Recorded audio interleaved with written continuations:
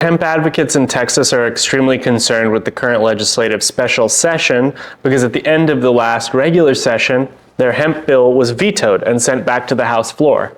But the entire conversation around hemp and cannabis has been eclipsed by one about gerrymandering. I want to try to tie this gerrymandering discussion back into a discussion about the carceral nature of cannabis and incarceration in the state of Texas. Texas continues to count incarcerated individuals at the location of the prison, not their home communities, for redistricting purposes. This significantly skews political representation, boosting the clout of rural districts with prisons, typically Republican-leaning, and diluting representation from urban areas where many of these individuals actually live. I want to highlight a 2025 academic journal titled "Prison Gerrymandering in Texas: Distorting Political Representation and Exacerbating Racial Disparities," as I think that the authors perfectly capture what's going on. Mass incarceration disproportionately affects people of color, particularly Black and Latinos. These groups are often incarcerated in rural, predominantly white areas far from their urban communities. As a result, prison gerrymandering transfers political power from diverse urban areas to less diverse rural districts, exacerbating racial inequalities in political representation. Recent data from the Texas Department of Criminal Justice reveals that most Texan prisoners come from the most populous communities. This disparity creates significant overcounting in certain rural areas, particularly in East Texas, while urban areas are undercounted. The impact is most notable in the Texas House of Representatives districts. For example, if its prison population were removed, Texas House District 8 would lose 21,112 residents, making it 12.59% smaller than the average state house district, well beyond the 5% deviation typically considered legally allowable.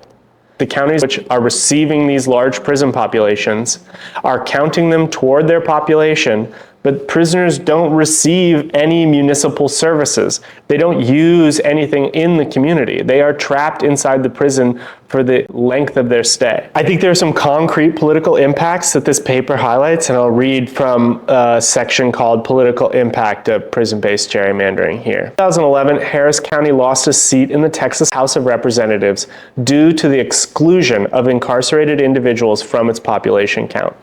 This led to a combination of two Harris County districts with large Black and Hispanic populations, diluting majority voting power. Rural districts with large prison populations gain disproportionate political influence despite having fewer actual voters. This weakens the voice of urban communities and reduces their ability to address systemic issues like over-policing or economic inequality. And I think that this is a subtle point, but a very, very important one. We have a history of counting Black voices in the populations that actually further vote for their exclusion. This is one of the pieces of the 3/5 compromise, and this is a trend in American politics from then on. Prison-based gerrymandering is just another manifestation of this same practice. We are taking voices from Black and minority communities in Texas.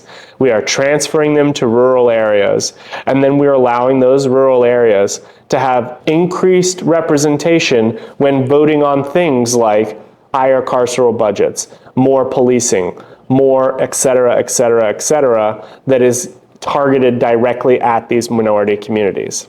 We are stealing votes, and we're using the prison system to do it. There is a simple solution to this problem. We need legislation in the state of Texas that mandates that people are represented by their home district, not a temporary domicile like a prison system.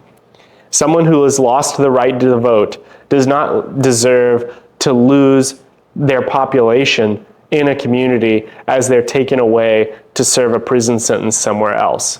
And a community that simply hosts a prison does not deserve every one of those members of the prison to count toward their population as though they're active constituents in the community that have the same opinions that that community is voting for.